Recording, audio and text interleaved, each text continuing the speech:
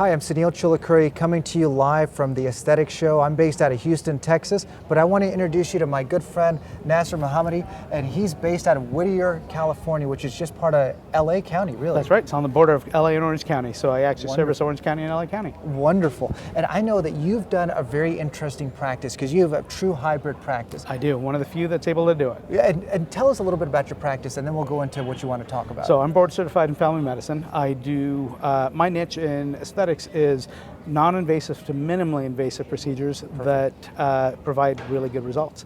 And the key to that is making sure that everybody gets combination therapies, because no one therapy gets your patient to the goal. That's exactly right. And it's interesting because you've heard me talk about this before, where it's every single company wants you to only use their device or their product, but just as you said, and we've been talking throughout the day, is really it's combination therapy. How do you pick and choose which combinations to use? Well, every patient's different, and different things are required for different problems. So I have someone who comes in and they have severe volume deficiency in the mid-face, they have under eye bags, but they also are starting to get jowls. So someone like that, they would get fillers, they would get PDOs, radiofrequency.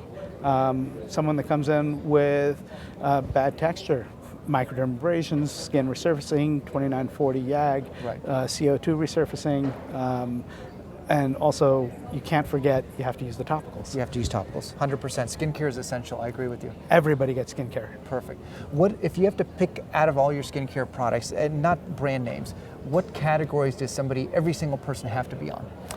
Topicals. Because the number one thing, that, especially in Southern California and Houston where you're from, sun damage. Sun damage. The first thing you have to do is protect them from that. And for example, melasma. Melasma has long been a place where people are having problems with.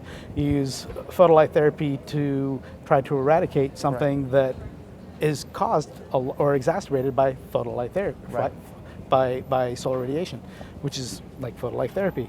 And then you're using it to get rid of it. A lot of times it can backfire on you. It can. Versus just protecting them from it using the topicals. You're exactly right. When you're talking about melasma, one of the things that we're finding more and more commonly is using PRP, we're using microneedling, something that doesn't have the same type of heat. How have you integrated that into your practice now? So PRFM is what we're using, and what we have found is it is an incredible anti-inflammatory. It is. So it takes down redness, takes down hyperpigmentation. We just came out of a couple lectures where a lot of dermatologists are actually using it more and more for hyperpigmentation. You're right. And it works very well. You're right. For the audience, if you don't mind, will you describe to the audience what's PRFM versus PRP? So PRP came out and they're using platelets and the growth factors within the platelet to create and stimulate collagen growth and wound healing. Sure. So PRFM, on the other hand, so platelets like to adhere to something when they are in action. Right. So there's usually a fiber matrix which forms when you have a wound. The fiber matrix creates a scaffolding that have receptors for the platelets to grab onto. Once those platelets grab onto that matrix, they're stimulated to send out all of the growth factors that are inside them. Certainly. And so what you have is PRP, you use it, you get growth factor stimulation for a few minutes. But when you do it with PRFM, you actually stimulate the secretion of all of the growth factors, but then it continues for up to a week. Correct. So you end up with a much stronger treatment. I love it. Well, and it's interesting because we've talked offline a little bit about the PRFM. If you have this fiber matrix that's inside there, and if it stays in place and it can keep your platelets there for 1 week or longer, can it have a similar effect to a filler? Right? And can we combine it with fillers to give you even a better effect? So, been working on that, and yes, PRFM gives you a gel, and essentially when you activate it, you have to use that gel right away, otherwise you won't be able to get out of the syringe. Correct. Or at least a syringe that's comfortable to use. Right. But anyway, we find that you can get some filler effect, but it's not really going to substitute for a filler. Right. Yeah, you're exactly right. And so you'll find that oftentimes we're using PRP, PRFM, along with your hyaluronic acid fillers, and what that's going to do, it's going to create that scaffolding plus the longevity of the HA filler or your collagen stimulator filler. That's exactly what a lot of the injectors are trying to look at right now. Will it extend the life of the filler that you're putting in. Good.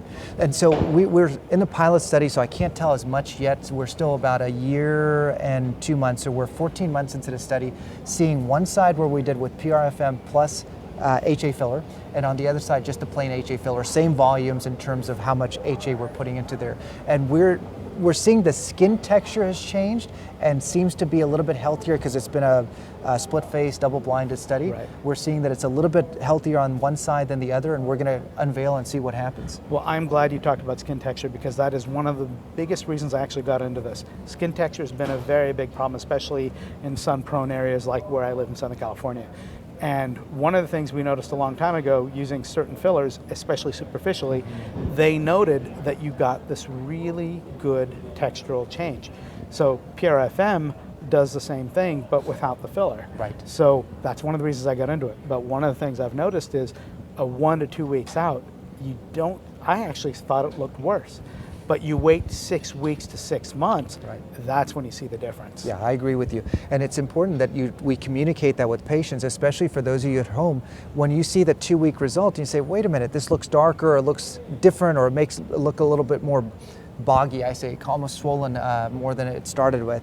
You have to set that expectation that at this time is where we start seeing changes. And oftentimes in private practice, and you tell me if it's different in California, we do a little hand holding. So I'll bring them back at the 1 week mark and just to say, hey, listen, you're doing great. I look forward to seeing you in another week. And then after the 2 week mark, as it starts getting better, you can kind of ease it out and really set expectations. I agree wholeheartedly. I do the same. I bring my patients back 1 to 6 weeks afterwards, and it's a protocol. It's a protocol. It's a protocol.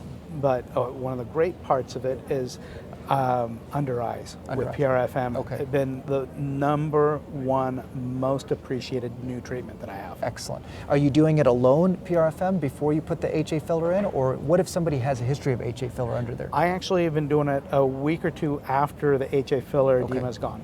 After the edema is gone. Okay, interesting. Because otherwise I don't know where it really is needed. Correct. So then you're going to go back and you're going to touch it up with the PRFM. That's correct. Interesting. Okay, that's great to know. Have you seen any long-term, how long out have you been doing this now? Actually, I'm at the 6-month mark. Excellent. So I'm starting to see the 6-month pictures come out and see what the patients are thinking.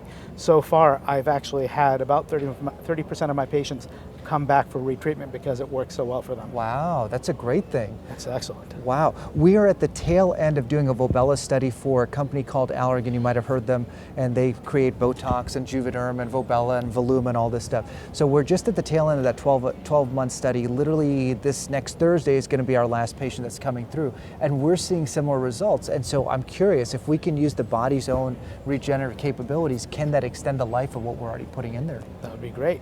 Because the other thing I like to do, like I said, combination therapy. So radiofrequency microneedling on top of that is the next thing. So for a while it's been a controversy. Do you do light-based therapies or radiofrequency over HAs? Well, the question is, I think most people have discovered it probably does not diminish the longevity of it. Right. But we don't know yet about microneedling radiofrequency. Correct. But the question is, if HAs are really very identical to our own body's HA, it shouldn't really make a difference. And if the other treatments don't diminish the time it lasts, correct, this one shouldn't either. No, you're exactly right. And it was Mitch Goldman, for those of you guys at home. Mitch Goldman had written a paper about this. He's out of San Diego, and he showed that the boiling temperature or the denaturing temperature for HAs is so high, between I think 160 to 180 degrees, that typically what we're using in the skin, even for RF microneedling, is between 60 to 70 degrees. So you shouldn't be breaking it down. So you're exactly right. I love it. Anything else that you want to give for parting words as you're talking to the viewers at home? Then I really need to mention how good the aesthetic show is for those that attend. Yeah, because I'll tell you, every year I come, I leave with things that change my practice. And when it comes to any CME, that is a #1 rule of thumb. You go to a CME that changes your practice. Yeah. I love it. I can't say it any better. I'm Sunil Chilakuri. We're signing off from the Aesthetic Show, coming to you live. And really, you got to hear from the expert himself, talking about experts teaching experts. So we look forward to learning more from you at home. Thanks again for joining me, my friend. Thank you very much. It's a pleasure. It's been a pleasure. It's a real pleasure. Absolutely.